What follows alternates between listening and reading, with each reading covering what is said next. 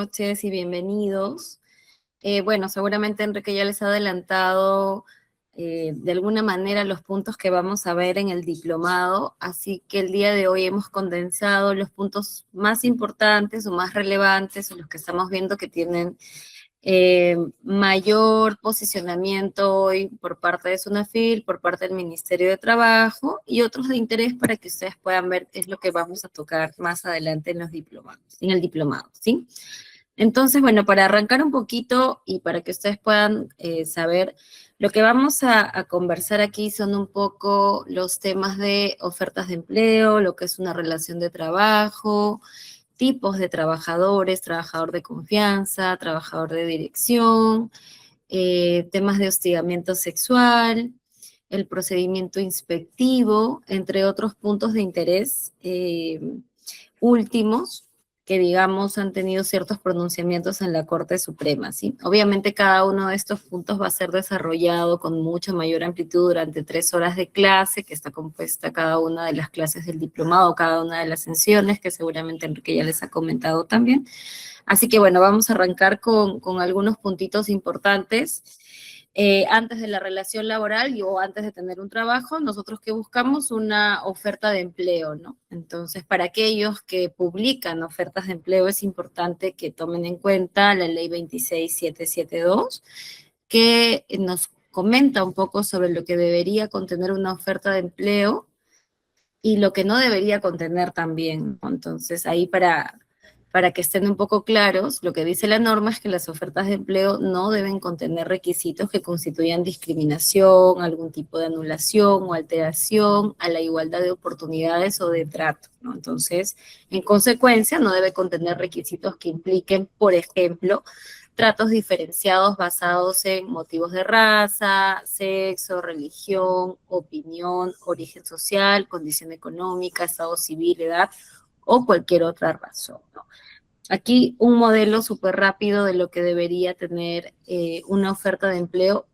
Usualmente cuando uno ingresa a las plataformas como Boomerang o como LinkedIn, puede ver que la empresa siempre coloca descripción de la empresa, qué es lo que hace la empresa, ¿no? A qué se dedica, el puesto que está ofertando, cuáles son las funciones de ese puesto, el tipo de contrato por ahí, cuáles son los beneficios, EPS, incluido en planilla, etcétera, ¿no?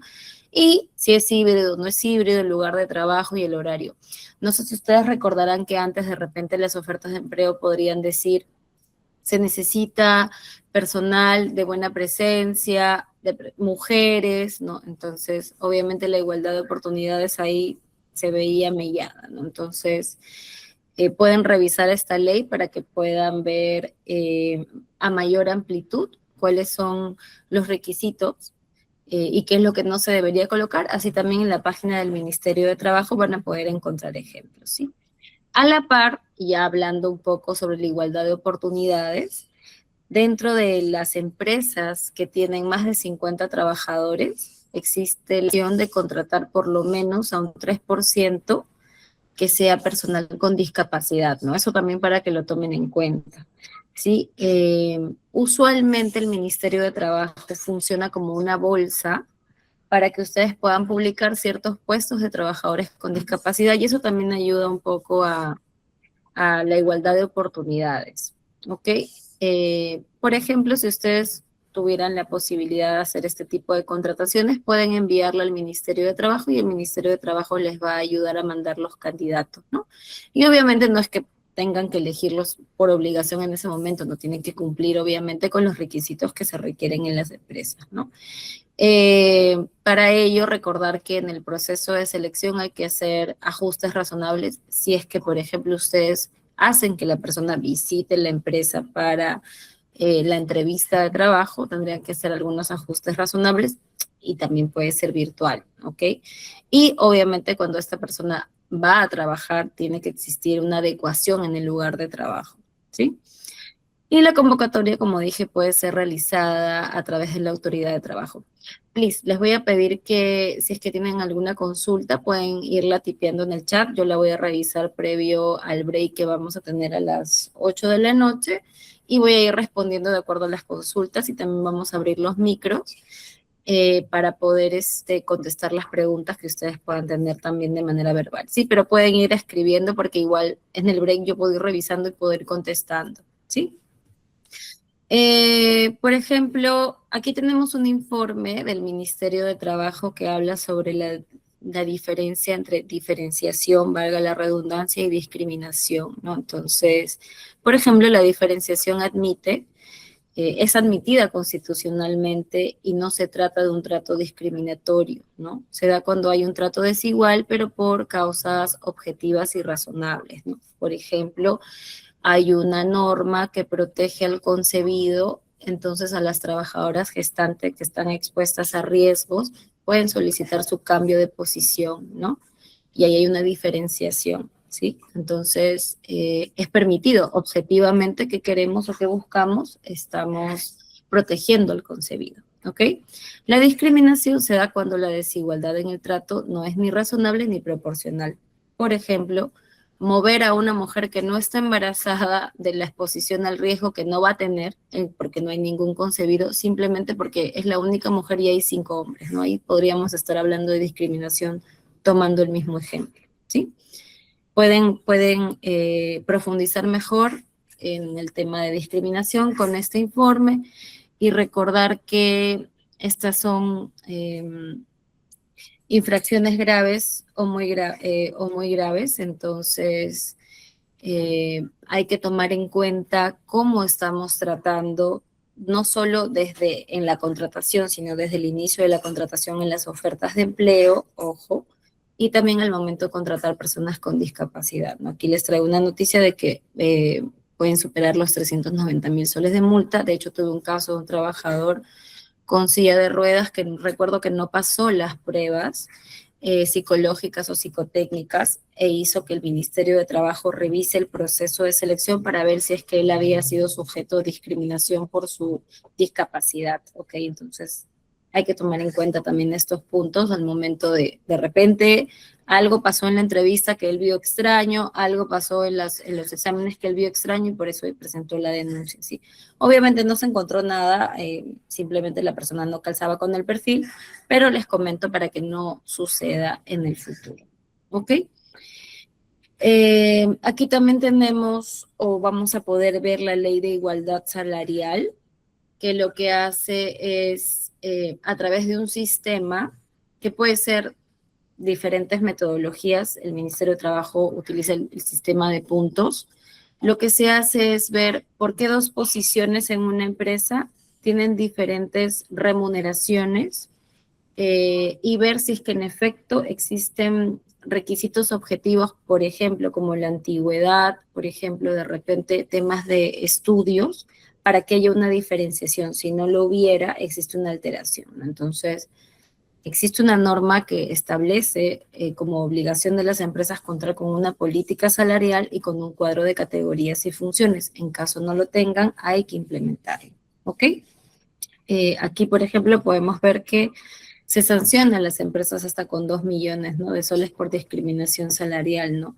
Desde que salió la norma, muchas de las empresas han establecido la política salarial y han puesto énfasis en el cuadro de categorías y funciones para ver la distorsión que justamente existe entre los puestos y también, además de eso, para ver cuántos puestos son femeninos y cuántos puestos son masculinos y por qué. ¿Ok? Ya pasando un poquito a lo que es la relación laboral, que también es la sesión 1 del diplomado, comentarles un poquito lo que establece la Ley de Productividad y Competitividad Laboral, que es el Decreto Legislativo 728. Esta es la norma madre, vamos a decir, para las relaciones laborales. Regula las relaciones de trabajo privadas. Establece que en toda prestación personal de servicios bajo subordinación y a cambio de a cambio de una remuneración se presume que existe una relación de trabajo a tiempo indeterminado. ¿Ok? ¿Por qué es importante estos 3 elementos, no? Vamos a repasar cada uno de ellos de manera rápida. La prestación personal quiere decir que el trabajador pone a disposición su fuerza, él, de manera personal, no la puede delegar En nadie, en ningún familiar, en algún asistente que pueda tener, no, es una prestación personal de servicio, ¿ok? ¿Y qué quiere decir la subordinación, que es el elemento clave e importante en una relación laboral? La subordinación es la puesta a disposición del trabajo, del trabajador, valga la redundancia, respecto de su empleador. A través de la subordinación también el empleador, bajo la potestad directriz, va a poder darle órdenes al trabajador, ya que éste está puesto a su disposición, le va a poder dar órdenes para ejecutar los servicios para los cuales ha sido contratado. ¿Ok? Esta subordinación no necesariamente se presenta de manera específica, sino que muchas veces hay indicios de subordinación. Por ejemplo, asisto en un horario de trabajo, pero nadie me da órdenes. Uso el photocheck de la empresa. Me presento como trabajador de la empresa. ¿Ok? No necesariamente alguien me está dando órdenes, ojo, pero yo asisto a un centro de trabajo, uso el photocheck, tengo el uniforme de la empresa, etcétera, ¿no? Entonces, eh, todos estos rasgos o indicios de subordinación también permiten establecer una relación laboral. Obviamente siempre va a ser contraprestativa, es decir, que el empleador va a pagar, ¿no? Si no, estaríamos hablando de la esclavitud, ¿no? Si no hay un pago a cambio de la prestación personal de servicios, estaríamos hablando de la esclavitud. Nuevamente, el elemento subordinación es muy importante porque vamos a ver en un momento también la diferencia que hay entre una relación laboral y una relación civil y cuál es el impacto de esto, ¿no? Por otro lado, ya centrándonos en el elemento remuneración, la remuneración es todo aquello que percibe el trabajador por la puesta a disposición de su trabajo, puede ser en dinero o en especie, ¿ok?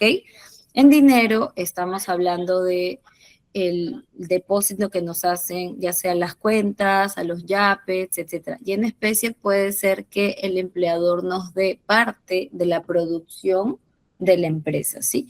No es usual actualmente que se pague en especie, pero se puede pagar. Y también es importante recordar que es remuneración todo aquello que el trabajador percibe con ocasión de su trabajo. ¿Okay? Muchas veces las personas creen que solamente remuneración es el sueldo mensual y los bonos no son remuneración, y sí son remuneración, porque lo están percibiendo por el trabajo. Obviamente de repente hay un cumplimiento de metas, de repente hay una venta que se ha cumplido, ¿no? Entonces, ese bono es remuneración, ¿sí?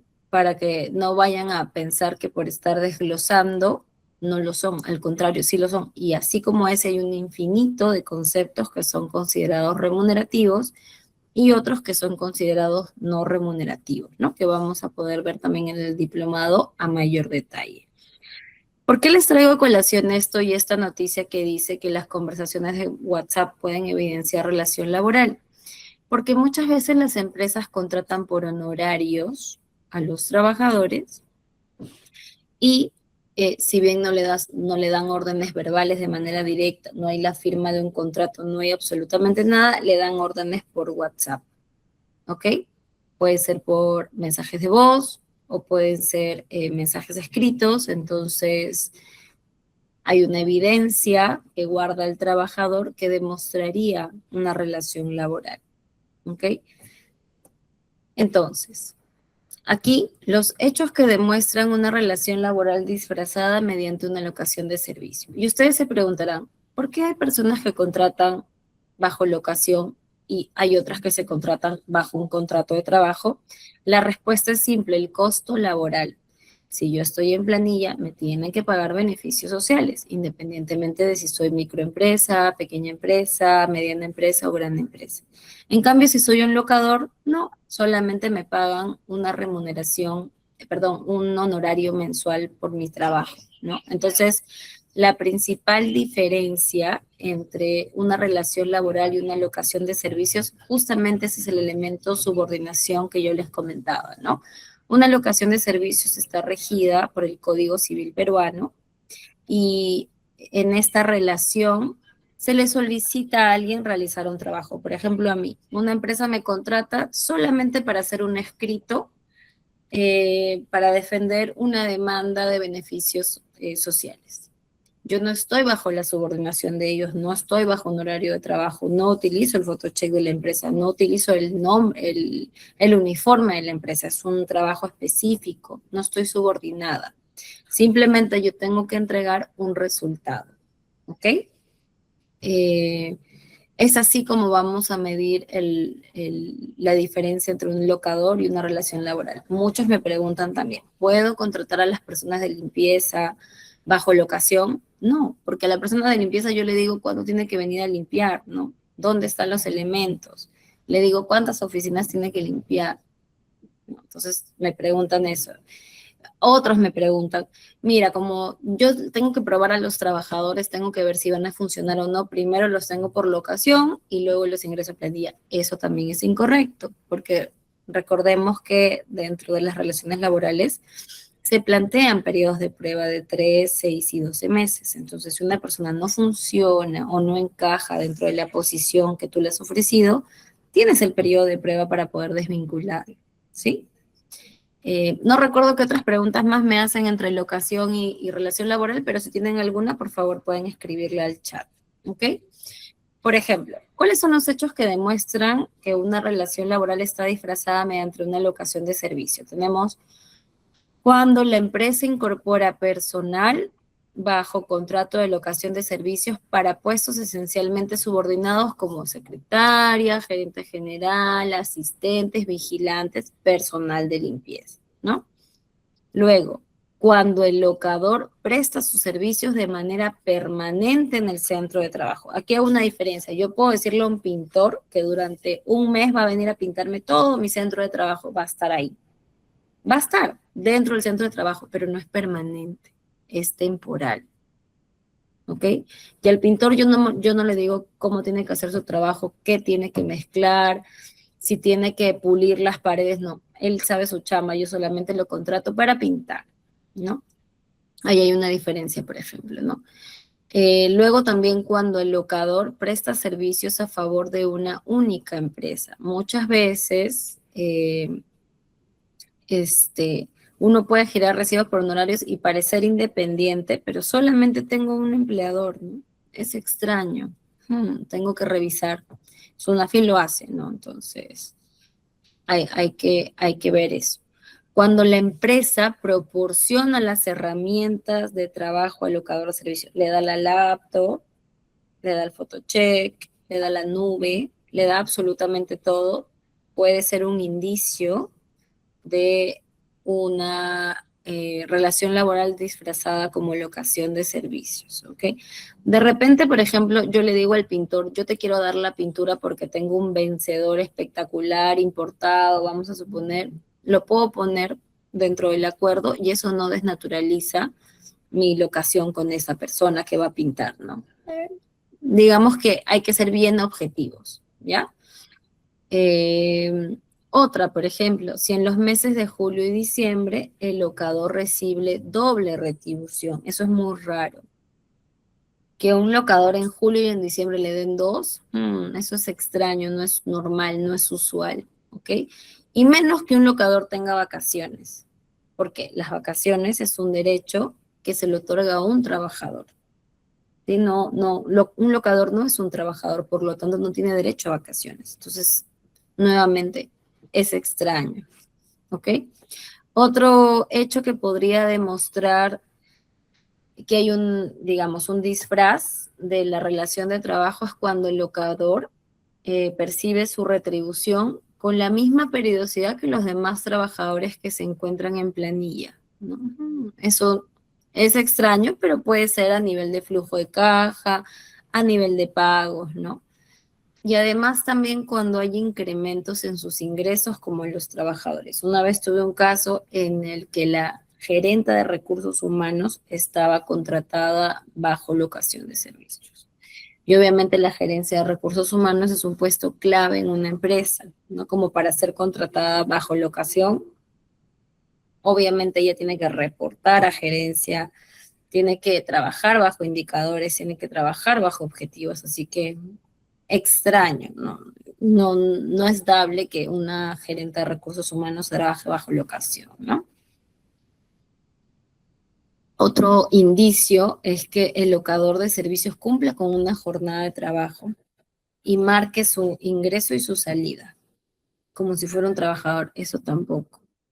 A lo mucho puede firmar un registro de visitas, el pintor que va a la empresa a pintar, un registro de visitas obviamente es importante tener, ¿no? Pero raro, pues, ¿no? Que otros locadores firmen, ¿no? Imagínense, yo voy, firmo en el centro de trabajo mi registro, utilizo el photocheck, me dan una computadora en la empresa como abogada y solo resuelvo casos de la empresa, tendría que ser una trabajadora y no una locadora, ¿no? Y por último, he visto casos en el que muchos locadores piden un certificado de prestación de servicios, lo cual es rarísimo, ¿no? Eso más bien demostraría que podría haber un indicio de laboralidad, ¿ok? Y no se debería, o sea, la recomendación si es que por ahí les han pedido un certificado de servicios o certificado de trabajo a un locador, no lo hagan, ¿no? Porque acá corremos el riesgo de una desnaturalización de la relación y por lo tanto ellos pueden solicitar ante el juez el pago de beneficios sociales desde el día 1 hasta el último día y tomando en cuenta cuál la última, los últimos honorarios recibidos, ¿no? O el promedio de los últimos 6 meses en caso reciban variables, ¿sí? Aquí tenemos algunos lineamientos para justamente seguir, o son lineamientos que SUNAFIL sigue para ver la presencia de una desnaturalización de la relación de trabajo respecto de la locación de servicios. Pero antes de pasar, voy a ver si es que por ahí tienen alguna pregunta. Sí, a ver, un segundito que veo los chats. Ujú.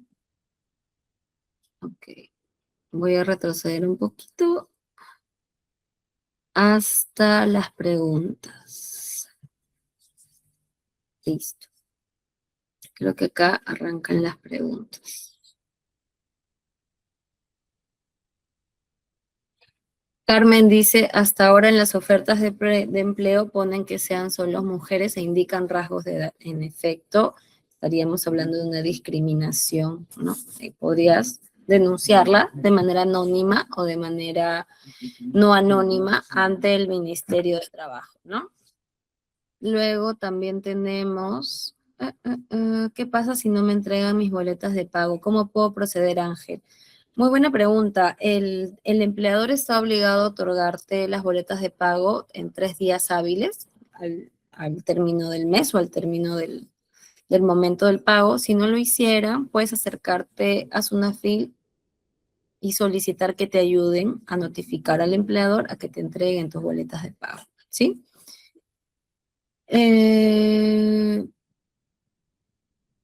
Hola Juan, no necesariamente es acto de hostilidad o discriminación que entre un personal nuevo con tu mismo cargo y las mismas responsabilidades, pero mejores beneficios, porque para eso hay que solicitar la política salarial que comentaba hace un momento y ver cuáles son las diferencias objetivas que existen, o solicitar una explicación de las diferencias objetivas, ¿no? Que de repente puede ser que alguien tenga más años de experiencia, o que de repente tenga me pongo a pensar un MBA, una maestría, ¿no? Entonces, ese tipo de cosas puede hacer que la aguja se mueva en respecto de la remuneración. Son temas objetivos, ¿sí? Así que no necesariamente es un acto de hostilidad al cual te tengas que quejar, ¿no? Sin embargo, no aplicó para el personal antiguo. Sí, podría solicitar una revisión nuevamente al Ministerio de Trabajo, pero nuevamente, no nos ceguemos, revisemos cuáles son los criterios objetivos para saber que una persona percibe mayor remuneración o no. Y claro, en caso de antigüedad, también pesa para tener una mejor remuneración, ¿no? Entonces, puedes solicitar al Ministerio de Trabajo que haga una revisión de toda la norma de igualdad salarial en tu empresa, si gustas, y ellos lo van a hacer. ¿ok? Y van a sacar conclusiones si es que hay o no discriminación o diferenciación de acuerdo a la Constitución. ¿Sí? A ver, Luis pregunta si la remuneración en especie debe especificarse en el contrato. Sí, claro, es recomendable colocar en los contratos la remuneración en especie porque papelito manda, ¿no? Ahí ya está tu firma como trabajador que aceptaste cierto porcentaje de remuneración en especie, ¿sí? ¿Cómo probar que un locador presta servicios a un solo empleador? Uno baja todos los recibos por honorarios que gira y ahí va a figurar el nombre de la empresa. O al empleador se le pide los R12, que son todos los prestadores de servicio independiente. Entonces se va a ver que esta persona solamente figura en esta empresa. Ambos, ambos.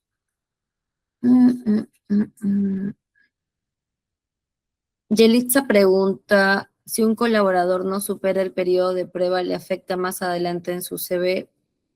O sea, si tú colocas en tu CV una empresa en la que has laborado un mes y te preguntan por qué y tú misma dices que no has superado el periodo de prueba, posiblemente sí, ¿no? O sea, definitivamente, ¿no? Entonces, si es que vamos colocando un mes de cada empleador, sí, claro, podría afectar, ¿no?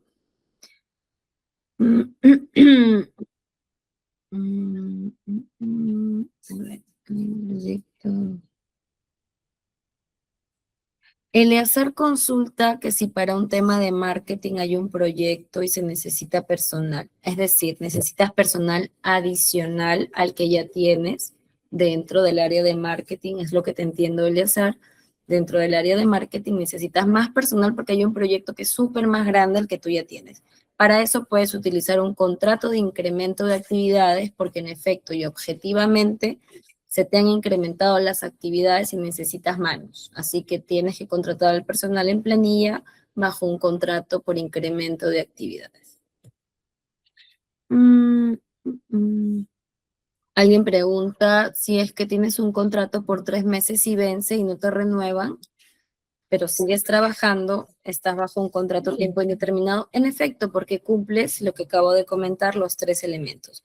Prestación personal de servicios, a cambio de una remuneración con subordinación. Se presume la existencia de un contrato a tiempo indeterminado. ¿Ok? Y luego me dicen que está acá porque, ok, y me retiran, ya me deben 3 veces. ¿Qué puedes hacer con ese pago que te deben de la liquidación? Puedes solicitar a Sunafil que visite la empresa para que te haga el pago, porque esas son infracciones graves. ¿Ok? Son infracciones graves. Si ustedes se acercan a Sunafil o utilizan las líneas para poder llamar y comunicarse, ellos los van a ayudar, ¿sí? Se tardan una semana y media más o menos en notificar a la empresa, pero los van a ayudar. Si las empresas no contestan notificaciones de Sunafil, las empresas reciben multas, ¿ok?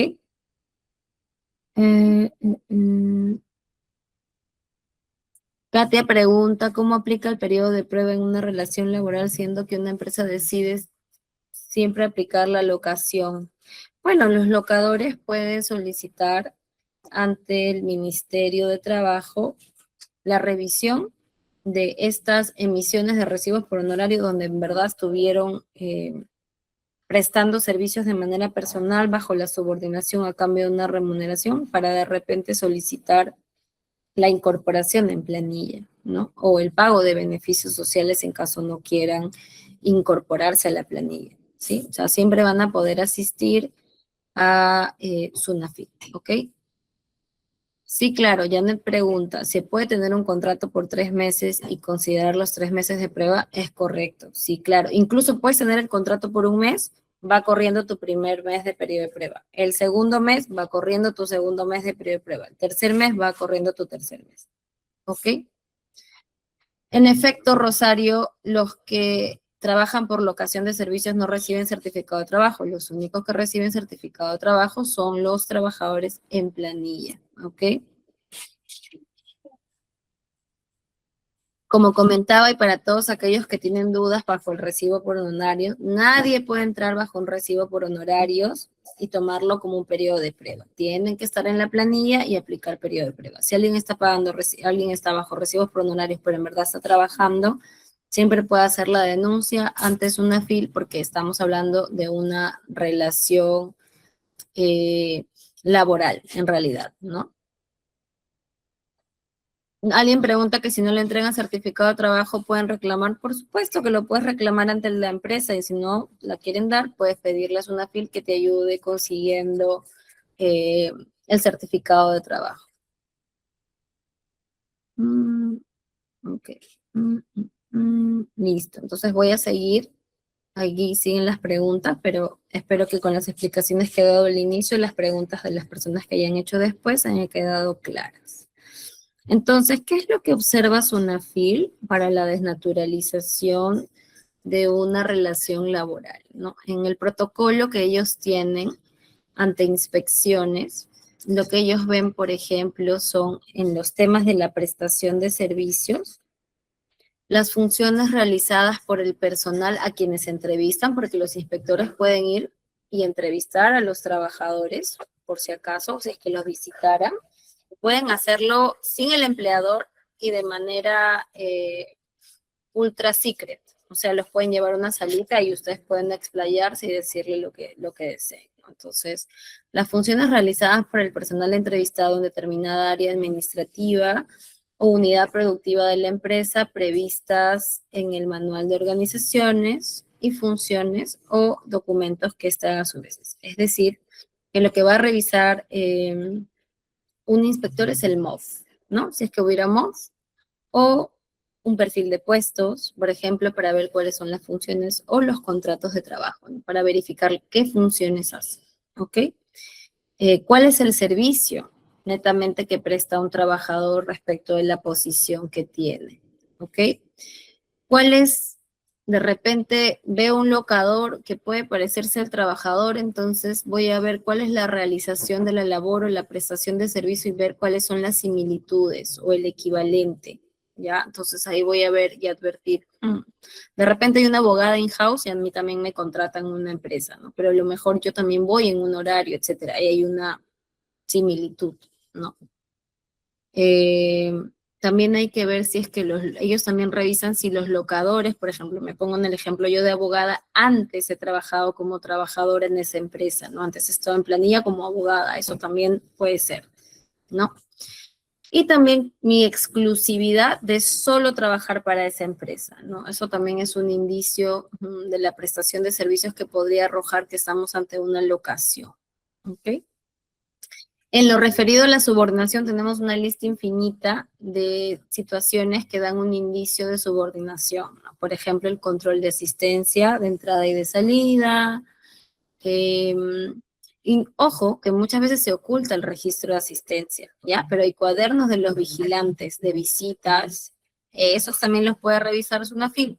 La asignación de correos electrónicos institucionales que alguien me preguntó, ¿me dan correo? Sí, eso también puede ser subordinación, la asignación de un photocheck o de un credencial de la empresa, por ejemplo, la asignación de escritorios, computador. Este es tu sitio, acá te vas a sentar, laptops, ¿no?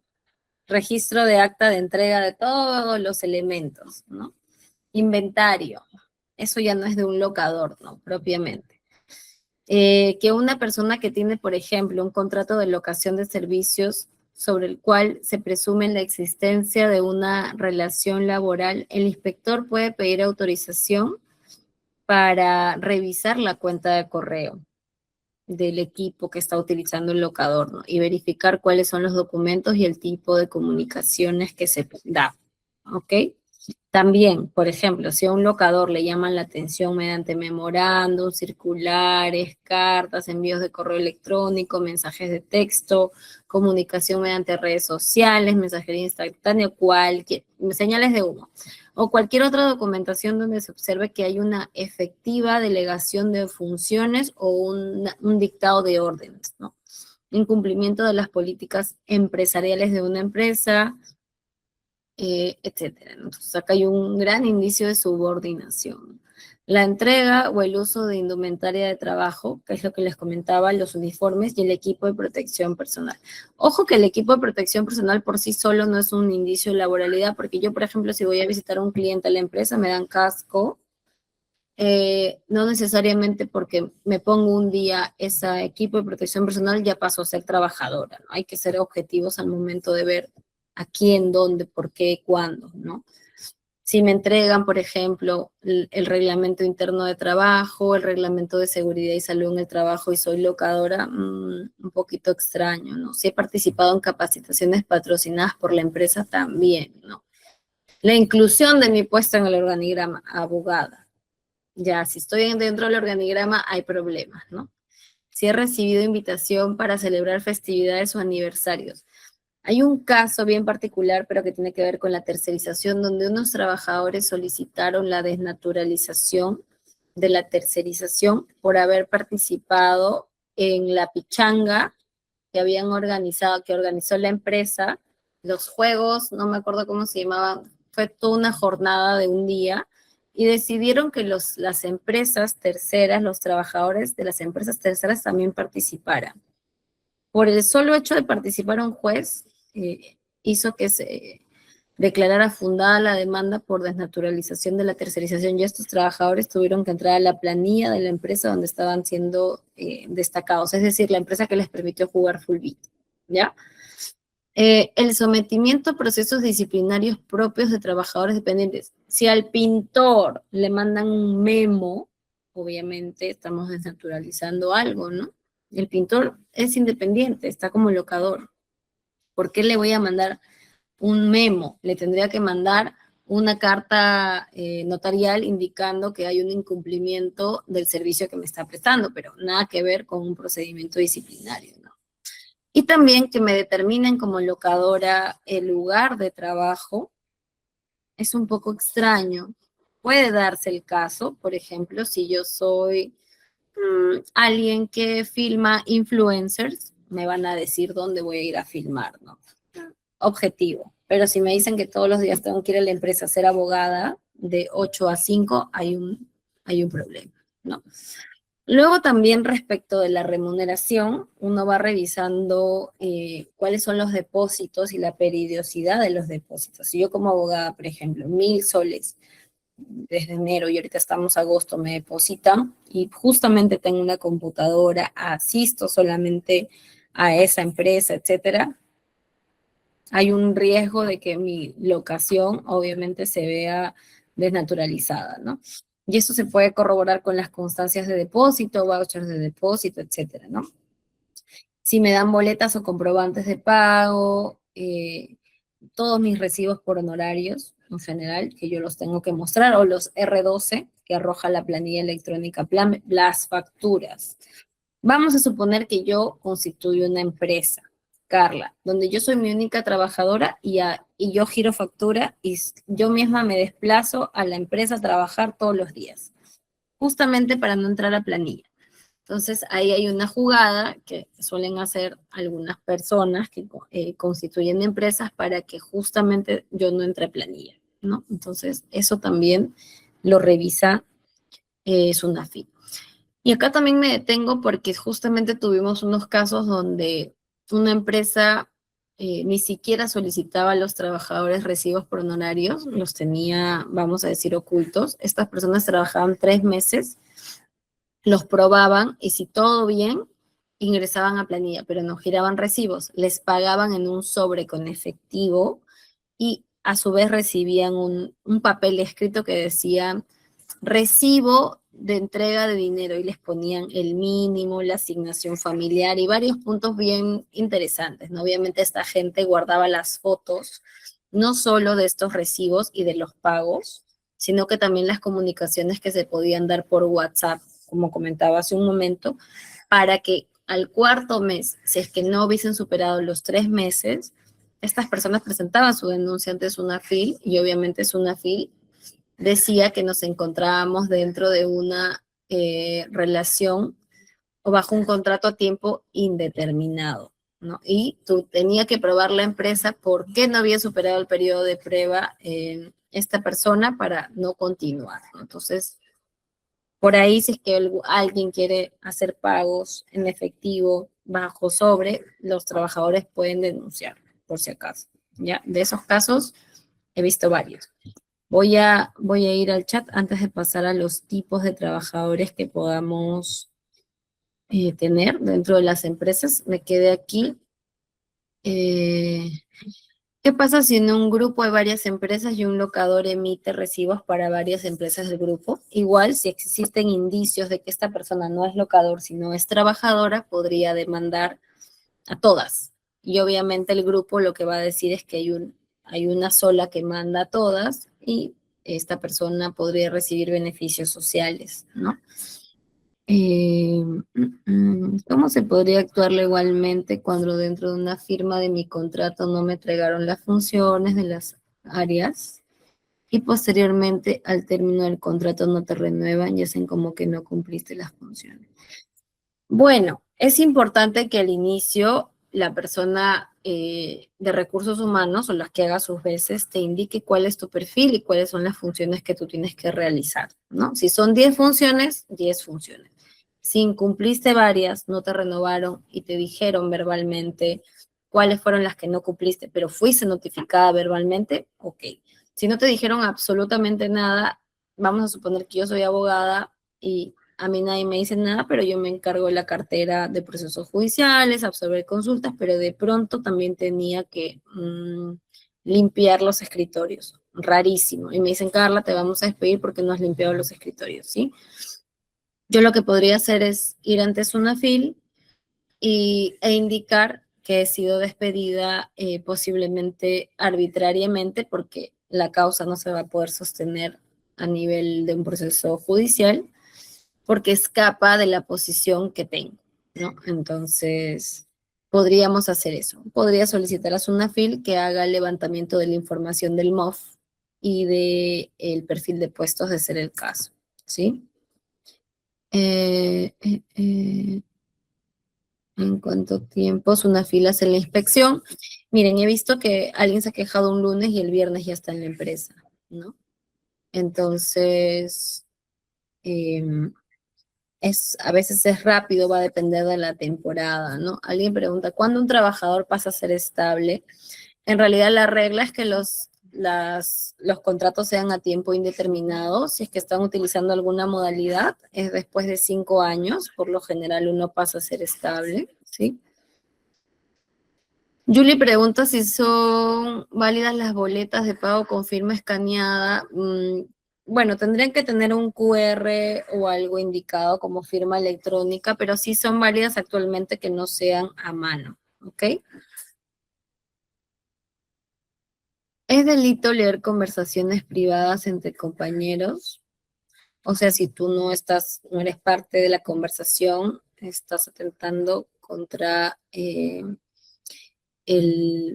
derecho a, bueno, no se llaman las comunicaciones, a la intimidad, así que, pero si la empresa está revisando digamos, los correos electrónicos, que es herramienta de la empresa, no hay problema porque es una herramienta de la empresa. Si te dan la computadora y te dan el celular y te dan el chat, la empresa va a poder revisarlo, ¿no? Porque son herramientas de la empresa. Por supuesto, Percy, los trabajadores bajo contrato indefinido, por supuesto que pueden ser despedidos, pero para ser despedidos tienen que seguir un procedimiento de despido con causa justa, ¿no? Establecida por la ley, pero no es que los trabajadores indeterminados jamás puedan ser despedidos, ¿no?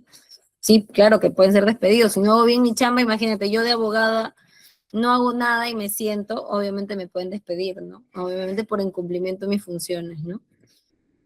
Eh, mm, mm, mm, mm, mm. Las prácticas preprofesionales, por supuesto que se pagan. Las modalidades formativas, todas, se pagan, ¿ok? Eh, Incluso les tienen que otorgar un seguro, ¿ok? Mm, mm, mm.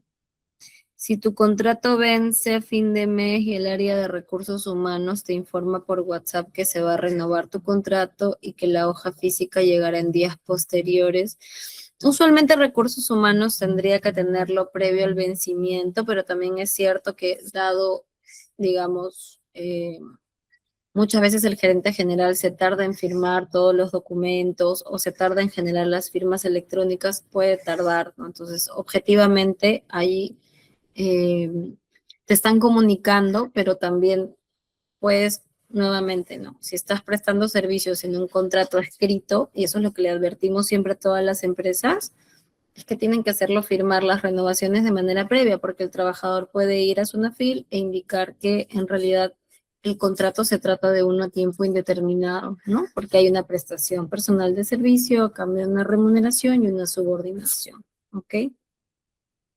No, Daisy, si tú haces una queja ante Sunafil, puedes hacerlo de manera anónima, lo puedes expresar y decir que lo estás haciendo de manera anónima. Las denuncias no es que se puedan ver y se vea el DNI de la persona que denuncia ni nada por el estilo, ¿no? Obviamente al llenar tus datos va a figurar tu nombre y tu DNI, pero al momento de hacer la inspección, los inspectores son bien cuidadosos al momento de solicitar información. Por ejemplo, si vamos a suponer, Daisy, que tú vas y estás denunciando un tema de vacaciones, no le van a pedir la información solamente de tus vacaciones, sino posiblemente por lo menos 5 trabajadores más, ¿no? O 10 para despistar, ¿ok? Pero obviamente el empleador sabe que uno de los 10 ha sido quien ha denunciado de repente, ¿no? Si alguien se rehúsa a firmar el contrato, pero acepta firmar boletas, si alguien se rehúsa a firmar un contrato, tienes dos opciones, si lo vas a renovar o no lo renuevas, o simplemente ya no lo dejas ingresar porque necesitas el contrato físico para poder cubrir tu contrato sujeto a modalidad. Si está firmando solo las boletas, posiblemente ya tiene un contrato desnaturalizado indeterminado, ¿no? Mm, mm, mm. No. Para julio, después de los 5 años, un contrato pasa a ser indeterminado, ¿sí? Para Julio Oliva. Listo. Entonces vamos a seguir. Este,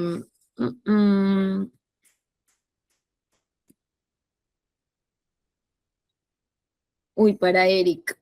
Sunafil no acepta casos de queja ante un trabajador. Lo que puedes iniciar es un procedimiento de despido de este trabajador porque posiblemente pues haya incumplido con algo y si ha causado daño en tu empresa puedes demandarlo. ¿Ok? Listo, entonces vamos a continuar aquí para ver las diferencias entre los tipos de trabajadores, ¿no? Entonces, tenemos 3 tipos de trabajadores, los trabajadores de dirección, los trabajadores de confianza y los trabajadores que llamamos ordinarios, ¿no? El trabajador de dirección, ¿quién es? Es aquel que representa al empleador frente a los trabajadores o frente a terceros. Eh, Comparte funciones con el empleador que tienen que ver con la administración y control. Por ejemplo, un gerente administrativo, un gerente de finanzas, muchas veces es un personal de dirección, sustituye al empleador en caso el gerente general no esté, lo puede sustituir, ¿no? Y es tan importante la posición que de sus actividades y grado de responsabilidad depende el resultado de la actividad empresarial, ¿ok? Todos estos elementos no son copulativos, puede ser uno u otro, ¿sí? ¿Cuál es el periodo de prueba de un trabajador de dirección? 12 meses. ¿Tienen protección contra el despido arbitrario? No. Y tampoco tienen derecho a una indemnización o una reposición en caso de ser despedidos, ¿ok? En el caso de los trabajadores de confianza, aquí sí hay una discusión bastante amplia que vamos a ver un poquito, pero ¿quién es el personal de confianza? ¿No? Es aquel que labora en contacto personal y directo con el empleador o el personal de dirección y además es aquel que tiene acceso a secretos industriales, comerciales, profesionales y en general información de carácter reservado, ¿no?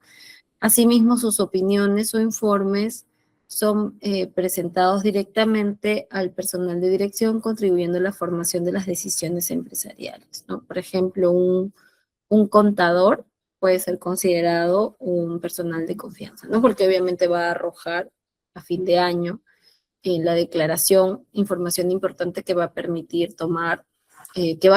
digamos, esta información cuando la comunique al personal de dirección, va a poder haber una toma de decisiones bastante importante respecto al rubro de la empresa, ¿no?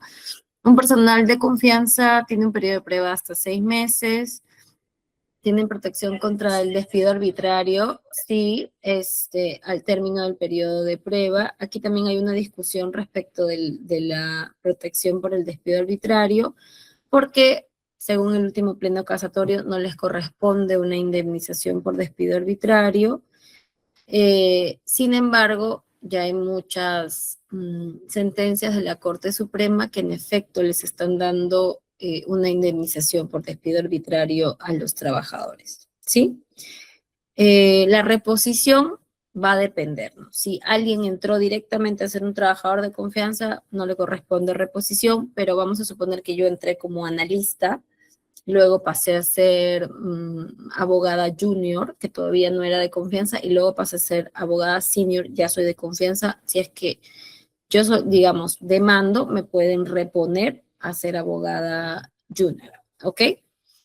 Y los trabajadores ordinarios son todos aquellos que realizan tareas operativas o administrativas dentro de una empresa, no participan en la toma de decisiones estratégicas. Sus funciones son generalmente supervisadas, alguien les da órdenes, etc. ¿Cuál es el periodo de prueba? 3 meses.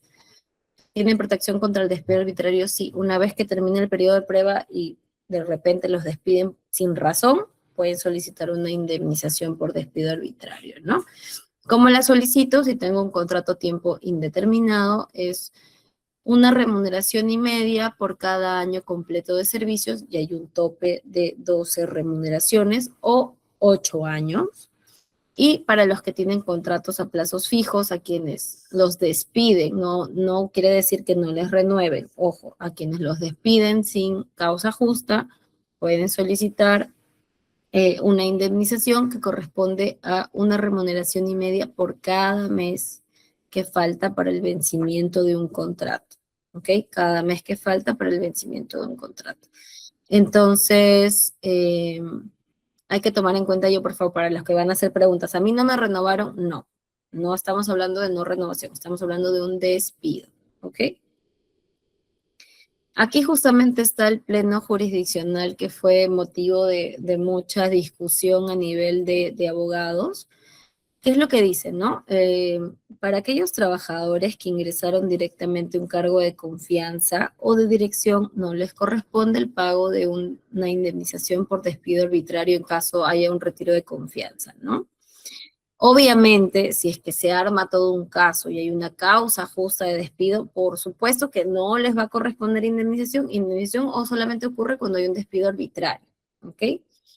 Y también lo que dice el Pleno es para aquellos trabajadores que ingresaron inicialmente a un cargo en el que realizaban funciones comunes, como yo les comentaba, abogada junior, y que luego accedieron con posterioridad a un cargo de confianza, abogada senior, me ascendieron, dentro de la misma empresa, les correspondería el pago de una indemnización, o sea, a mí me correspondería en caso, por ejemplo, yo gano el caso y me impiden reincorporarme a mi antiguo puesto, es decir, a ser abogada junior, ¿ok? Entonces, ¿podría yo optar por la indemnización en caso no me dejen reincorporarme? Sí, sí podría, ¿ok? Los acuerdos o lo que dice estos plenos, este pleno, es que el trabajador de confianza que retorna a su puesto ordinario no tiene derecho a seguir percibiendo la remuneración habitual del cargo de confianza, sino de un puesto ordinario. Es decir, si yo ganaba 3.000 soles como abogada senior y me reponen como abogada junior donde ganaba 1.500, voy a ganar 1.500. ¿Ok? Eso también un punto importante del pleno casatorio. Entonces, para las personas que de repente van a hacer alguna demanda porque les han retirado la confianza y quieren una reposición a su puesto anterior, también sepan que van a percibir la remuneración anterior, entonces de repente les va a convenir mejor solicitar una indemnización por despido arbitrario, ¿sí? Eh, Creo que me toca el break. A ver, igual voy a ver si tienen algunas preguntas por acá. ¿Existe un límite de renovaciones? Preguntan. No, en realidad hasta el tope de 5 años, si los contratos modales están bien hechos, el tope es 5 años y después de eso ya eres un trabajador a tiempo indeterminado, ¿ok?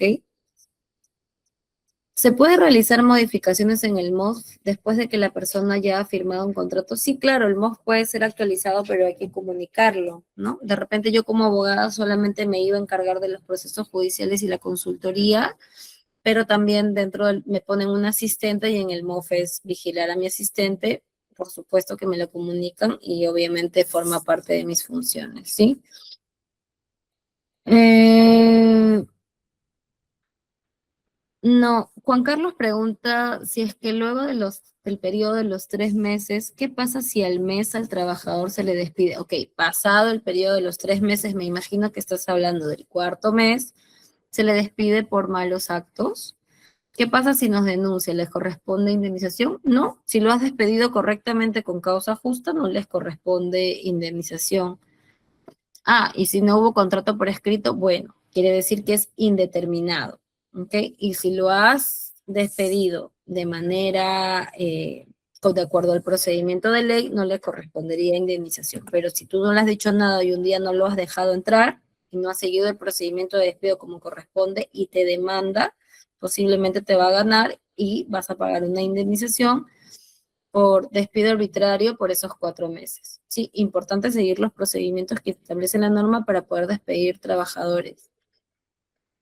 Eh, ¿El locador puede poner pie de página en el documento que elabora? Sí, claro, porque es como que a mí me contrates para hacer un informe, Silvia, y un informe de algo, de hostigamiento sexual. Yo puedo poner hoja membretada a mi nombre, ¿no? Porque es un trabajo mío y te lo voy a trasladar a ti. ¿Puedo ponerlo? Sí.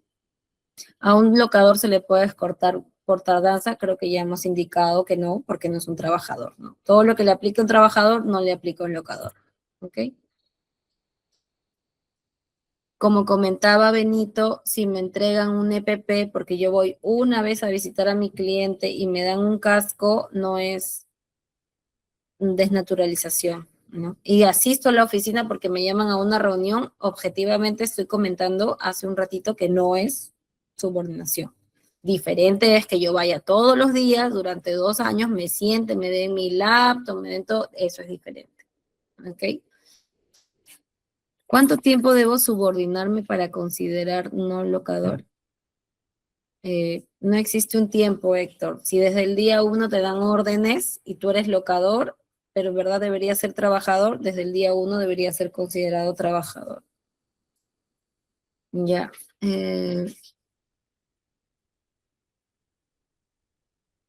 Claro, la entrega de pago en un sobre no está permitido para un externo que no trabaja bajo planilla.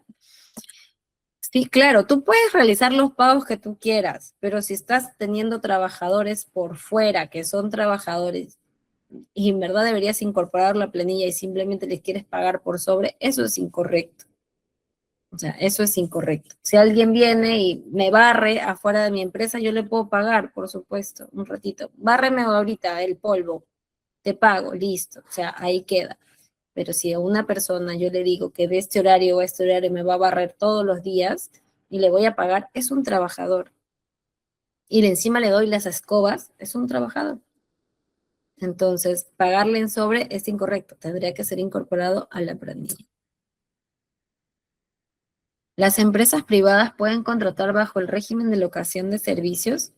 La locación de servicios es un contrato civil y las empresas pueden contratar a cualquier profesional que necesiten bajo locación de servicios, donde claramente no esté disfrazada una relación de trabajo.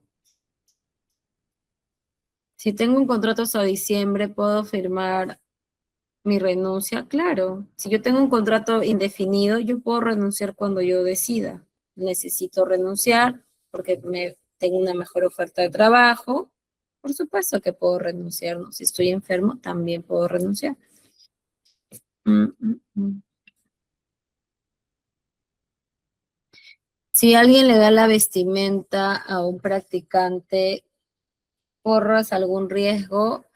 Yo recomendaría que en la vestimenta pongan que son de las modalidades formativas, ¿ok? Si es obligatorio que utilicen un mameluco por alguna razón, pongan modalidad formativa en algún lugar, ¿ok? Para que no exista riesgo de que él mismo solicite su desnaturalización de ser practicante, ¿ok? Importante.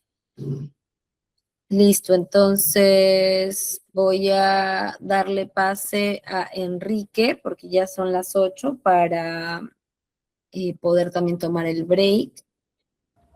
Y me quedo con la pregunta de Omar Morales, los motivos para que a uno lo retiren de la empresa luego de los 5 años. Es toda una clase que tenemos de desvinculación laboral donde vamos a poder revisar cada una de las causas justas de despido, tanto por conducta como por capacidad. Lamentablemente en este seminario no me puedo explayar porque justamente es una clase de 3 horas, nada más para ver cuáles son las causales de despido. Sí, lo mismo para Yelitza, ¿no? Antes de ser despedido, te tienen que dar las causas de despido, por supuesto. Te tienen que dar una carta preaviso de despido y luego una carta de despido y ahí te van a eh, informar por qué. ¿Ok? Entonces, voy a darle pase a Enrique para iniciar con el break, ¿sí? Entonces, ya pasando a los tipos de despido. Actualmente, de acuerdo a la jurisprudencia, tenemos 4 tipos de despido, que es el despido injustificado, donde la causa puede estar desarrollada de repente en la carta de despido, pero no va a poder ser probada judicialmente. Entonces, si estamos ante un despido injustificado, corresponde una indemnización por despido arbitrario, ¿no? Si es incausado, es decir, no hubo ni siquiera una expresión de una causa, no hubo nada, eh, se puede solicitar una reposición y se puede incluir una indemnización por daños, ¿sí? Luego tenemos el despido fraudulento. Este es el más utilizado en las demandas. Los trabajadores siempre piden una reposición e indican que el despido ha sido fraudulento cuando de repente el empleador podría haber desarrollado hechos inexistentes, falsos, imaginarios, la falta no está prevista legalmente, hay un vicio de la voluntad, una fabricación de los medios probatorios.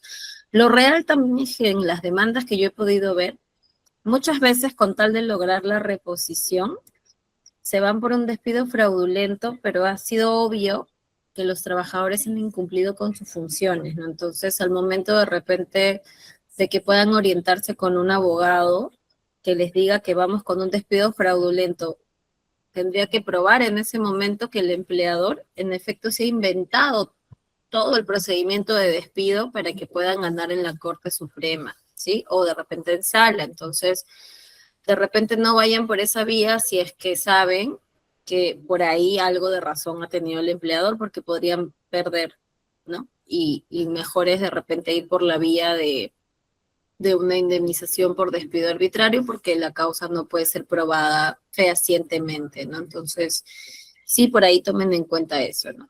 Y finalmente el otro tipo de despido es el despido nulo, y ese despido tiene que ver con la lesión de derechos constitucionales, ¿no? Por ejemplo, por ejercer libertad sindical, por presentar alguna queja, para los que me preguntaron si es que quedaba algún récord de una FIL y que podría tener implicancias para ustedes, no, en realidad no, y si los despiden por esta causal, es decir, si no hubiera alguna causal y ustedes sospechan que fue porque fueron a quejarse a SUNAFIL, pueden aplicar este tipo de demandas por despido nulo, ¿ok? La discriminación, el embarazo, ¿no? Entonces, ¿qué puedo pedir? La reposición. ¿Qué puedo pedir además de eso? Las remuneraciones devengadas, ¿no? Puedo pedir todo el tiempo que de repente dure el proceso, que se tome como periodo trabajado, ¿no? Una indemnización, si es que no quiero la reposición, una indemnización, ¿no? Porque ambos son excluyentes. O pido una reposición o pido una indemnización, ¿ok? Aquí, como les decía, un pequeño resumen. Acá queda mucho más resumido el despido. El injustificado o arbitrario no corresponde a una reposición, solo una indemnización. En el caso del incausado, en el que ni siquiera se invoque una causa, sí puede corresponder una reposición o una indemnización. En el caso del nulo, como comentaba, por derechos constitucionales, puedo ir por una reposición o por una indemnización. Lo mismo con el fraudulento, nuevamente, pero aquí tengamos ojo, ya cuando les recomiende el abogado, vamos con el fraudulento, probar que el empleador se inventó toda la historia, a veces es complejo cuando en verdad por ahí el trabajador sí ha incumplido algo, ¿no? Ahora que si no hubiera incumplido absolutamente nada, por supuesto que pueden ir por el fraudulento, ¿sí? Y obviamente cuando te despiden por causa justa, no te corresponde ni la reposición ni la indemnización por despido arbitrario, ¿ok? Aquí, respecto del embarazo, yo hace un momento colocaba que el embarazo y sus consecuencias forman parte del posible despido nulo en caso te decidan despedir sin expresión de causa, pero además hubo una modificatoria en el que no solamente es el embarazo o el nacimiento, sino también es la lactancia, ¿ok? Y la lactancia, recordemos que dura un año, ¿sí? Es el plazo que te da la norma para que la persona, o en este caso la madre, pueda salir una hora antes del trabajo o pueda llegar una hora tarde o por ahí se pueda escapar una hora durante la jornada de trabajo, ¿no? Entonces, importante cómo leemos este artículo modificado. Entonces acá dice, ¿no? Es nulo el despido que tenga por motivo el embarazo, el nacimiento, las consecuencias o la lactancia si el despido se produce en cualquier momento del periodo de gestación, ¿ok? Cuando estoy gestando, o dentro de los 90 días posteriores al nacimiento. Se presume que el despido tiene por motivos el embarazo, el nacimiento y sus consecuencias o la lactancia que dura un año si el empleador no acredita en estos casos la existencia de causa justa para despedir. Me preguntan, ¿eso quiere decir que nunca voy a poder despedir a una embarazada? No, si roba o hurta y tienes la cámara ahí, los medios probatorios, por supuesto que la puedes despedir. Si incumple con sus funciones, por supuesto que la puedes despedir. ¿Ok? Pero tiene que ver, como dice la norma, causa justa. Y acá lo dice la norma, ¿no? Causa justa. ¿Ok? Eh, También aplica para la trabajadora durante el periodo de prueba. Ojo con eso, aquí lo establece la norma. Periodo de prueba tengo que demostrar, ¿ok? ¿Por qué no pasó el periodo de prueba? No simplemente me enteré que está embarazada el segundo mes, ya sabes qué, dile que no. Tengo que demostrar por qué no va a continuar, ¿ok? Y para las trabajadoras a tiempo parcial. Eh,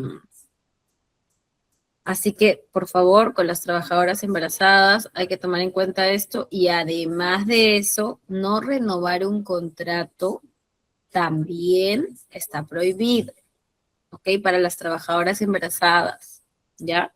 Eh, Tiene que haber una explicación objetiva de la no renovación, ¿sí? Acá, ¿no? La ley de protección del embarazo, de la madre gestante, del niño por nacer y del entorno familiar, ¿ok? Se establece la protección del embarazo, de la madre gestante, antes, durante y después del parto, del niño por nacer y su entorno familiar como derecho fundamental, ¿ok? Lo que dice la norma, y esto es algo que ya se recogía en la Ley de Seguridad y Salud en el Trabajo, pero lo han traído a colación aquí, es que la madre gestante tiene derecho a que se garantice su salud y bienestar en todas las etapas del embarazo a través de todos los medios y mecanismos. Como yo les decía hace un momento, existe una ley de protección del concebido. Entonces, si es que las madres están expuestas a actividades de riesgo, van a poder solicitar su cambio, ¿sí? Y eso es una ley ya que tiene años, como será pues más de 20 años más o menos. Entonces, no, esto digamos que esta norma simplemente refuerza la norma anterior, ¿ok? También lo que establece la norma es que en general cualquier política, plano, programa, siempre lo que va a hacer es ayudar a las madres gestantes o a los niños por nacer. Ok, entonces tengamos en cuenta estas normas al momento de elaborar las políticas dentro de la empresa, pero no solamente eso, sino al momento de desvincular a las trabajadoras. Si es que realmente no existe una causa justa para hacerlo, va a caer una demanda por nulidad de despido. ¿Ok? Por ahí había alguna pregunta sobre reducción de remuneraciones. Entonces aquí les traigo una casación en el que establece lo siguiente, ¿no? De lo anterior solamente se ha recogido lo que dice la casación, de lo anterior se advierte que para que se configure una rebaja de remuneración sin perjudicar los derechos de los trabajadores, hay que tener los siguientes elementos, ¿no? Primero, que la reducción de remuneraciones no vaya por debajo de los límites establecidos por la norma, es decir, no pueden ser debajo de la remuneración mínima vital, que recordemos que ahora va a aumentar, ¿ok? En 2 bloques. Que dicha reducción corresponda a circunstancias objetivas y que sea autorizada por el trabajador, es decir, que tiene que haber un convenio donde el trabajador firme que va a haber una reducción de remuneración. Por ejemplo, en el fenómeno del niño, que esperemos que el siguiente fenómeno del niño no sea tan desastroso para muchas empresas, muchas personas que de repente están trabajando en Huachipa, en Chosica, recuerden que puede llegar o se puede salir el río, las empresas se pueden inundar, vamos a suponer que de 20 máquinas funcionan 10, pero no quiero despedir a mis trabajadores porque sé que necesitan el trabajo, sé que necesitan el ingreso, entonces aplico de repente una reducción de remuneración, circunstancias objetivas. Apelo a la voluntad de los trabajadores de entender que de repente el flujo de caja de la empresa no va a ser igual y le aplico para todos. O de repente le aplico a quienes ganan un poquito más, ¿no? Pero a un grupo, ¿sí? Entonces, aquí hay una situación objetiva, ¿ok? No sabemos cómo van a ser los siguientes meses, pero podría ser que se apliquen estas reducciones de remuneraciones, ¿sí? Ahora vamos a pasar a a otro punto, que es el hostigamiento sexual, pero mejor antes de pasar voy a chequear alguna de sus preguntas. Me dan un segundito, por favor. A ver, me quedé en... A ver, cuando uno tiene contrato indeterminado y ejecutan un despido arbitrario, ¿corresponde indemnización? Claro, si no ha habido causa justa de despido, corresponde una indemnización. ¿Es despido arbitrario si no mandaste memos? No necesariamente, porque una acción puede ser de tal gravedad que corresponda un despido inmediato sin haber pasado por memos previos, ¿no? Una secretaria es considerada personal de confianza, sí. Si un trabajador llega ebrio o en estado de ebriedad y causa afectación a los activos de la empresa, puedes despedirlo. Primero hay que revisar la posición del trabajador y ver si es que le aplicaría la reiterancia o no de asistir en estado de ebriedad. Puedes tomarle el dosaje etílico, puedes llamar a la policía para que corrobore este dosaje etílico o lo realicen ellos. Vamos a suponer que es el contador. Entonces, tendría que aplicar una reiterancia para poder despedirlo. Pero si causa daños a la empresa, por supuesto que lo puedo despedir por causar daños, ¿sí? Le aplico la causal del despido por causa justa por causar daños a los activos de la empresa, ¿ok? ¿Cómo se procede con el despido arbitrario si el trabajador es un contrato indefinido? Es que un despido arbitrario es justamente eso, una arbitrariedad, te impido ingresar al centro de trabajo. No, ya no quiero que vengas. ¿No? Eso es un despido arbitrario y te cierro la puerta. Pero la idea es nunca despedir así a los trabajadores porque pueden solicitar reposición o una indemnización. Entonces la idea es, si vamos a despedir, tiene que ser por causa justa de despido, ¿no? Si es que no vamos a ir por esa vía, de repente puedo llegar a un acuerdo con el trabajador y firmar un mutuo acuerdo en el que se establece que yo ya no lo necesito más y él acepta que la empresa ya no lo necesita más, ¿ok? Este mutuo acuerdo es puro, libre, ¿ok? Incondicional, pero muchas empresas suelen pagar una indemnización disfrazada a través de un acto de liberalidad, ¿no? Que eso también se podría hacer, digamos, pero es bastante peligroso porque actualmente la Corte Suprema también está evaluando que la manifestación de voluntad del trabajador no esté condicionada a ningún pago, ¿no? Entonces, por ahí también hay una cierta complejidad, ¿no? Eh, mm, mm, a ver. Mm,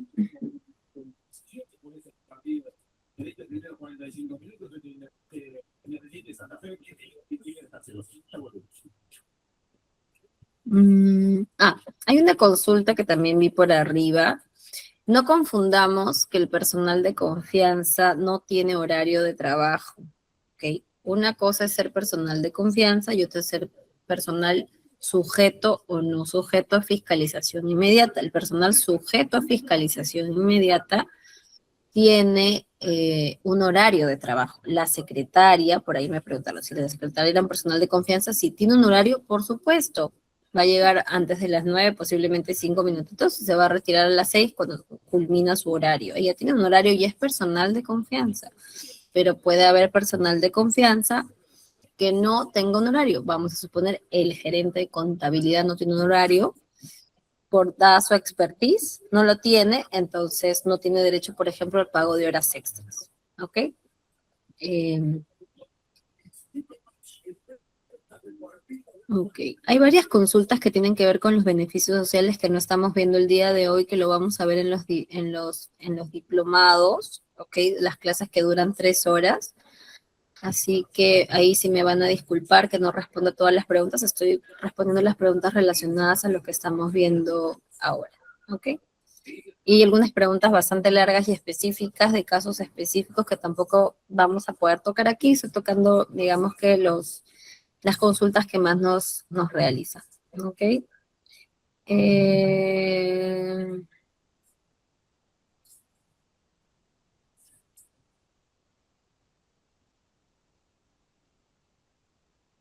entiendo la consulta. Ok, entonces vamos a pasar al tema de el hostigamiento sexual, eh, que es un tema que está bastante, digamos, fiscalizado por SUNAFIL. Entonces, les voy a pasar un videito primero para ver qué tipo de conocimiento tienen ustedes en hostigamiento sexual. ¿Ya? Ah, perdón. Voy a ver si es que estoy compartiendo con audio, porque muchas veces no comparto con audio. Me dan un segundito, por favor. Aquí. Un segundito. A ver, voy a dejar de presentar para que me aparezca.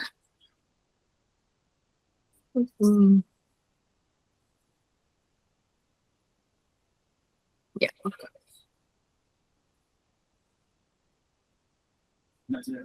Compartir con audio. Listo.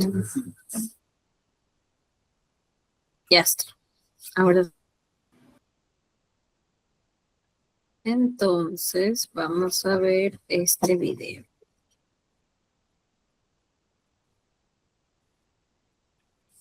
Tenemos que mandar logística ya. Sí, pero antes de necesito que me entregue... No seas rochoso. Escúchame, pues. Ya, aquí. Que para pasar a logística necesito que usted me entregue... Hola chicos, disculpen. Paola, ¿revisaste el correo que te envié?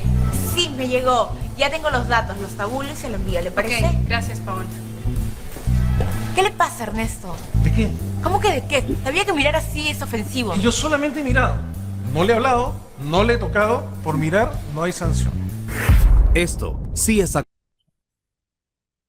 ver.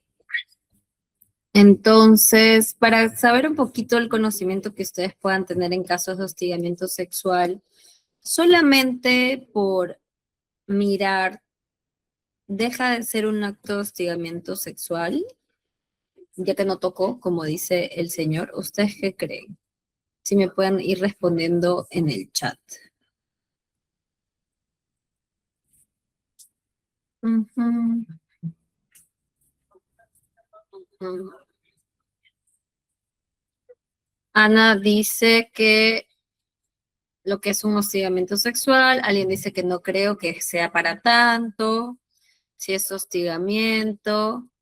Ese video es muy exagerado, dice Omar. De repente le voy a poner otros videos adicionales. Si es un acto de hostigamiento, dependiendo cómo miras, definitivamente es un acoso. Sí, otros videos. Ok. Voy a buscar un video más, de repente como para entender si es acoso. No, pues mirar de forma depravada, sí, pero si la mira por conversar, no. Ok. Voy a poner otro video, me esperan un segundito, por favor, porque con otros slides. Pero sí creo que es un tema bastante interesante, porque justamente siempre tengo estas respuestas, ¿no? De que no es para tanto, ¿no? Que no. Entonces me dan un segundito que voy a ver aquí está otro video.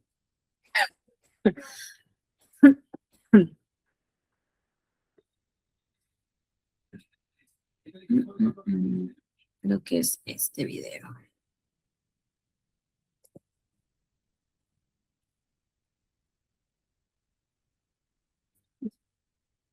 Lo vamos a poner acá.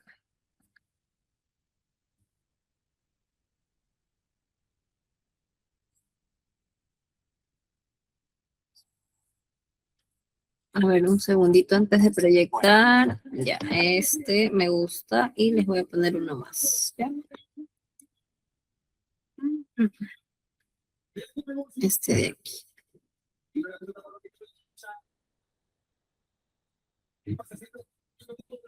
Para que de repente se lleven algo nuevo en qué pensar. Perfecto. Estos dos. Para ser igualitarios. Vamos a ver el caso de una mujer que también está de repente haciendo un acto de hostigamiento sexual para que no digan que solo los hombres. ¿Ok? Listo.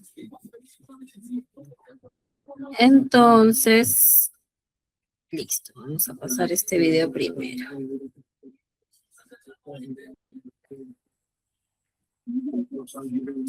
Oye, Creo que me llegó mi postre. Hola, Daniel. Hola, Rosa. Daniel, no siempre has hablado conmigo. Vamos a la fiesta juntos. Yo no te voy a morder, aunque ganas ni me faltan. Pero ya te dije que no puedo. Mira, yo soy vegetariana, pero por ti o algo carnívora. No molestes. Ay, hombre, deberías sentirte halagado de que una mujer te diga estas cosas. Esto Ok, y vamos a ver el Sí, último exacto. videito para que ustedes me comenten, ¿ok?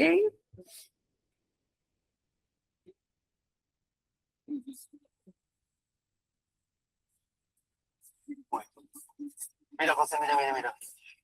Ahí Ay, perdóneme. te llamó. Quería que le ayude con... Ay, perdón.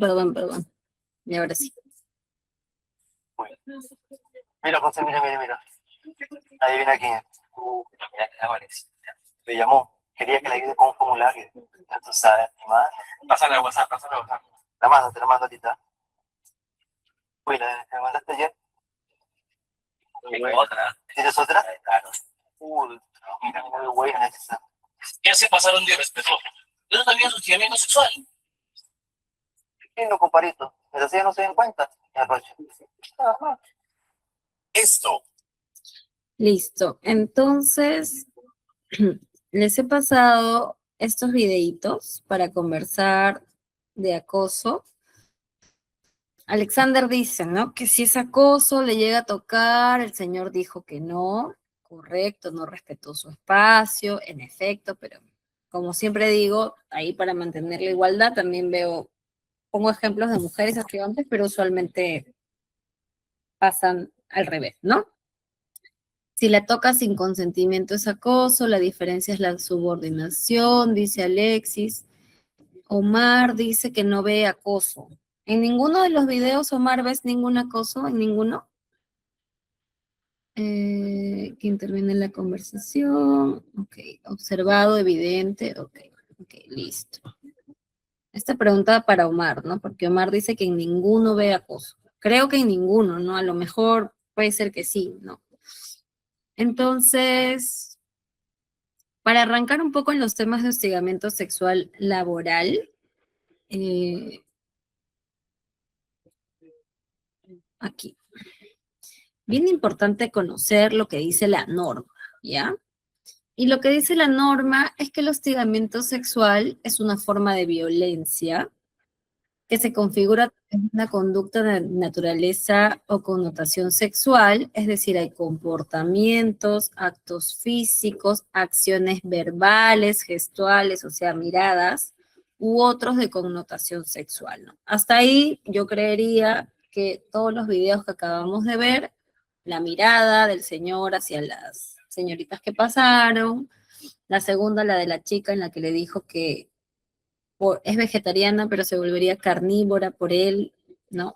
Acto de connotación sexual. Y el tercer video en el que hay, o se están compartiendo fotos de las compañeras de trabajo, ¿no? Comportamientos, dice la norma, ¿ok?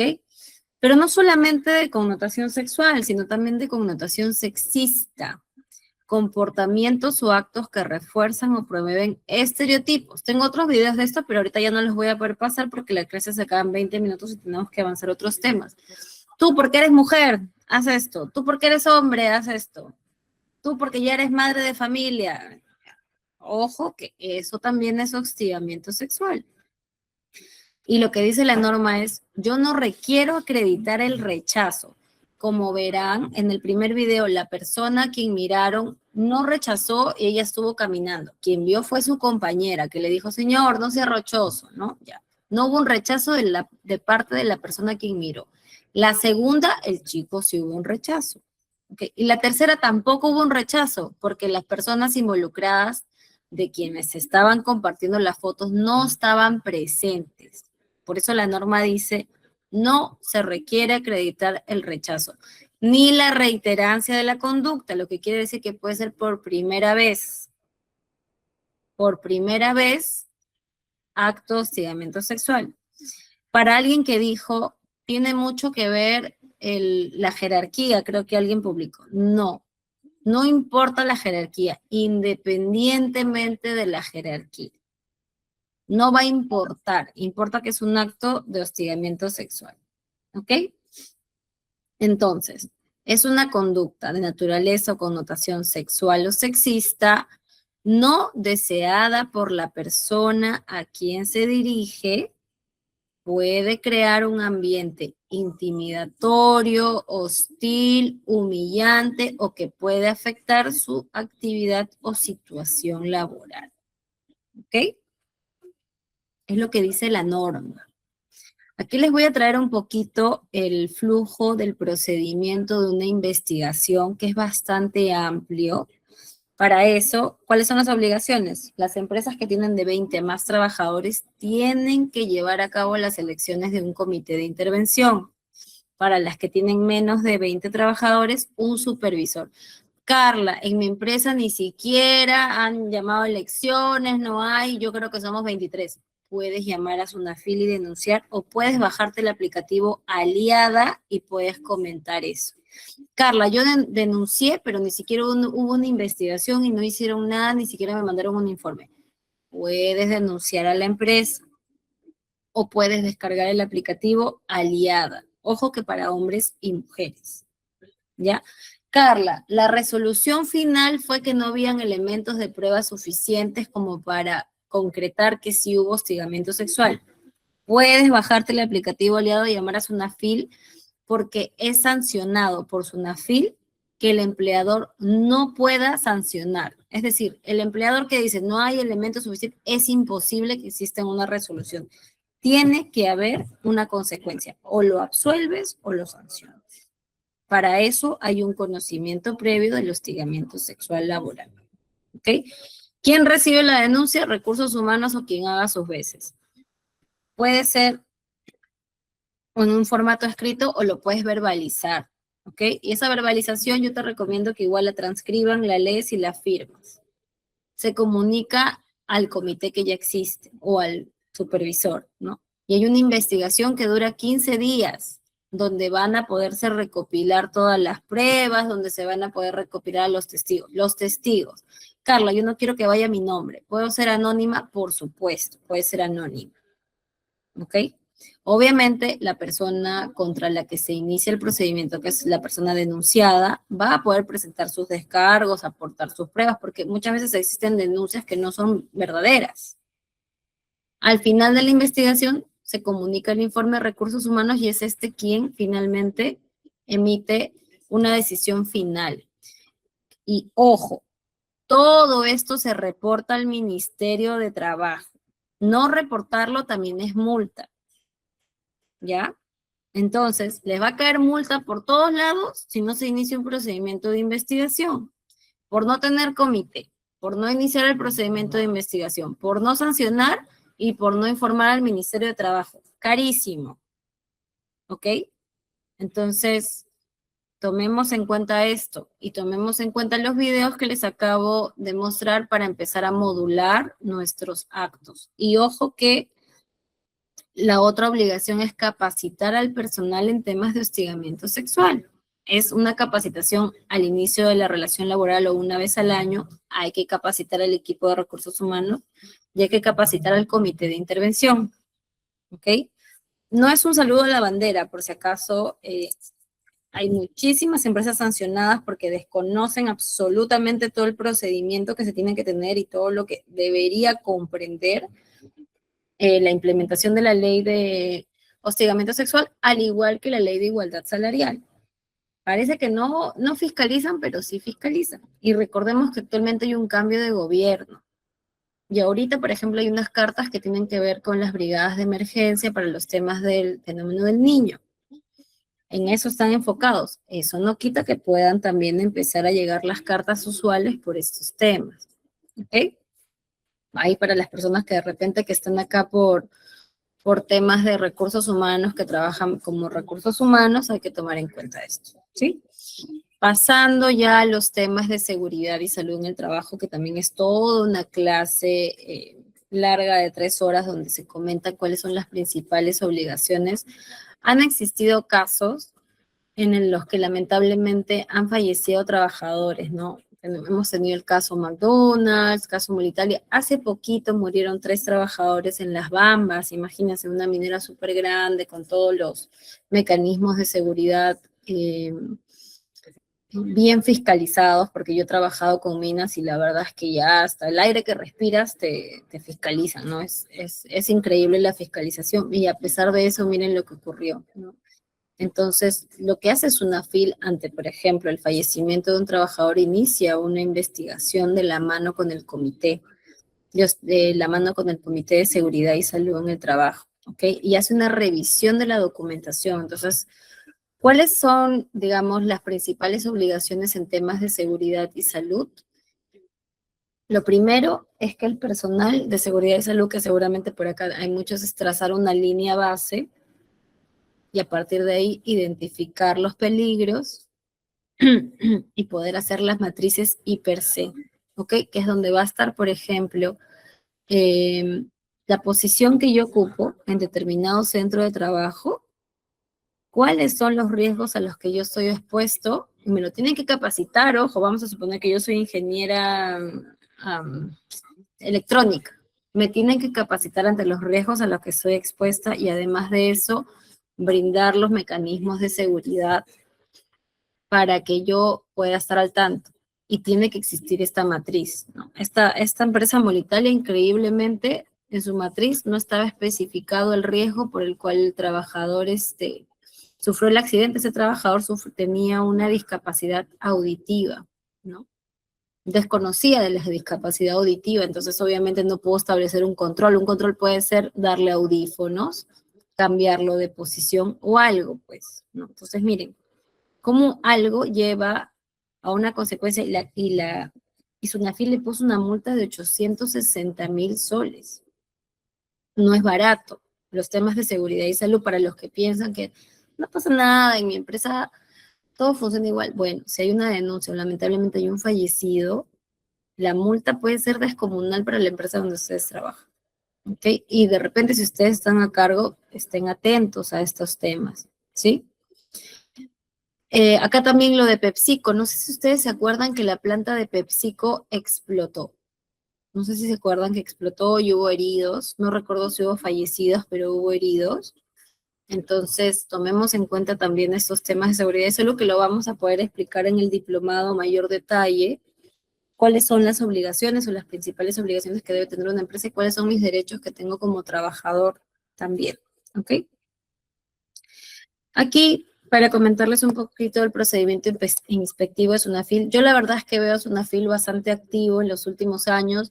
Hubo una época que lo veía así ya demasiado sancionador, luego se volvió más capacitador que sancionador, entonces el rol de SUNAFIL me ha gustado la evolución que ha tenido, ¿no? Ellos pueden iniciar procedimientos de inspección de oficio o de parte, ¿no? Y recuerden que ustedes pueden denunciar de forma anónima, ¿ok? Para esto hay un origen de las actuaciones inspectivas, se dan órdenes de inspección, que son las famosas OIs, se asigna un inspector y el inspector lo que va a hacer es una actuación inspectiva, va a visitar al centro de trabajo. Me preguntan, Carla, ¿los trabajadores pueden ser entrevistados solamente ellos sin el empleador y pueden decir lo que quieran? Sí, ustedes pueden decir la verdad. El inspector lo que va a hacer es se los va a llevar a un rinconcito y va a conversar con ustedes, con cada uno, no con uno, con todos. Entonces ustedes le pueden comentar las situaciones que suceden, ¿ok? A partir de ahí va a hacer una evaluación. Si ve que hay incumplimientos, va a pedir una medida de requerimiento. Va a decir, oye, empleador, corrige lo que yo he visto que está mal. Te doy tanto de plazo. Si no lo corrige, lo que va a hacer es va a iniciar un procedimiento inspectivo a través de un acta de infracción con una imputación de cargos, ¿ok? Aquí justamente está la etapa en la que ya hay un acta de infracción y aquí se ha detectado un incumplimiento, ¿no? Donde se podría subsanar o no. Va a depender del tipo de incumplimiento que nosotros podamos tener. Vamos a suponer que las señaléticas están incorrectas, no se ha marcado de manera correcta por dónde deben trasladarse los trabajadores. Entonces, subsanable, en 3 días alguien va e imprime las señales, las coloca, etcétera, subsanable. Listo. Pero de repente va a detectar que no se cuenta con, vamos a ver, las capacitaciones obligatorias en seguridad y salud en el trabajo, que son 4 por año, y revisó el 2025 y no hay ni una, ya no es subsanable. Así que posiblemente esa nunca la vas a poder levantar, ¿ok? Te dan un plazo para presentar descargos, los presentes o no, hay un informe final de instrucción, y posterior a eso lo que va a haber es una resolución de la subintendencia, ¿no? Donde se va a imputar ciertas infracciones, que obviamente uno puede levantar, no puedes presentar un recurso siempre de reconsideración o de apelación, ¿no? Acá está, también le dejo los plazos para que ustedes puedan revisarlos. Y una vez que se presentan estos recursos impugnativos, va a depender de la cuantía y de las infracciones muy graves para ir a un último recurso que se llama recurso de revisión. Por ahí alguien me pregunta, ¿puedo cuestionar esto a nivel de Poder Judicial? Por supuesto que se puede cuestionar. A veces una FIL también se equivoca, ¿no? Se puede cuestionar, por supuesto que sí, ¿no? Entonces, hay que tomar en cuenta esto para que en caso se tenga un procedimiento inspectivo, podamos afrontarlo, ¿no? Y lo otro bien importante para todas las personas que están acá, cuando llegas a una FIL, tienen 10 minutos para dejarlo entrar. Si pasan los 10 minutos, se les pone una multa. Ya tienen que dejar entrar a su FIL. No pueden no dejar entrar a su FIL. ¿Ok? Para las personas que de repente no está el jefe, no, alguien tiene que dejarlo entrar. El contador, la de recursos humanos, alguien lo tiene que dejar entrar. Y se identifica, pueden identificarse, por supuesto, le están salvando a la empresa de una multa. ¿Ok? Y va a depender de lo que quiera fiscalizar, se va a llamar al personal correspondiente. ¿Sí? Que puede ser el de SOMA, puede ser de repente la de recursos humanos o el contador, porque van a revisar beneficios sociales, ¿no? ahí alguien pregunta, ¿no? Si es que SUNAFIL hace un requerimiento a la empresa para la instalación del comité de hostigamiento sexual, la empresa no presenta la información en el tiempo, hay una multa, ¿no? Lamentablemente va a haber una multa y va a depender del número de trabajadores. ¿Quién puede capacitar en hostigamiento sexual? Alguien especializado en hostigamiento sexual, ¿no? Si es que alguien dentro de la empresa tiene la capacidad de hacer esta capacitación con todos los conocimientos, por supuesto lo puede hacer alguien dentro de la empresa, ¿no? Pero usualmente se contrata a una persona natural o una empresa tercera, ¿sí? Que emite los certificados, obviamente se toman fotos de la capacitación, se guarda el material y la lista de asistencia, ¿ok? Listo.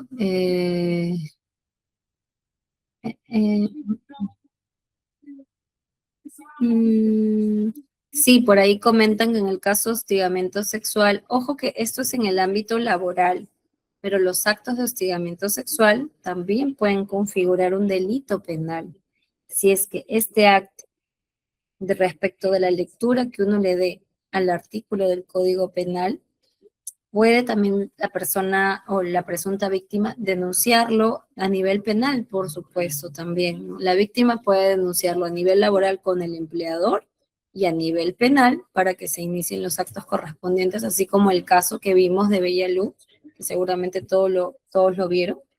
Entonces, hay una relación de laboralidad, ¿no? Y es por eso que SUNAFIL, de hecho, está investigando, le ha abierto un procedimiento inspectivo a la Bellaluz. Para los que pueden ver las noticias en LinkedIn, SUNAFIL lo publicó ante los actos, ante la denuncia de Naldi, hemos iniciado de oficio un procedimiento administrativo, lo he iniciado. Ok, para Eric, les recomiendo leer los informes de ELSA, donde se hacen un análisis de las denuncias de hostigamiento sexual y se han incrementado las denuncias de hombres en comparación con otros años. Ya los hombres denuncian y obviamente las de mujeres se han súper incrementado porque ya las mujeres se animan a denunciar, pero por supuesto que los hombres hacen denuncias por si acaso, ¿sí? Pueden revisarlo en los informes de ELSA, ¿ok? Están abiertos, ojo, son gratis, los pueden buscar en Google, son espacios libres de acoso laboral, por eso se llama ELSA, los pueden ubicar ahí. Y recuerden que también existe el aplicativo Aliada, ¿ok? Entonces, no veo más preguntitas, estoy subiendo.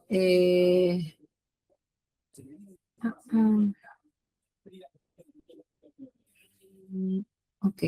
Para Alexander, la empresa no puede dar una dirección falsa porque la consulta RUC indica el domicilio.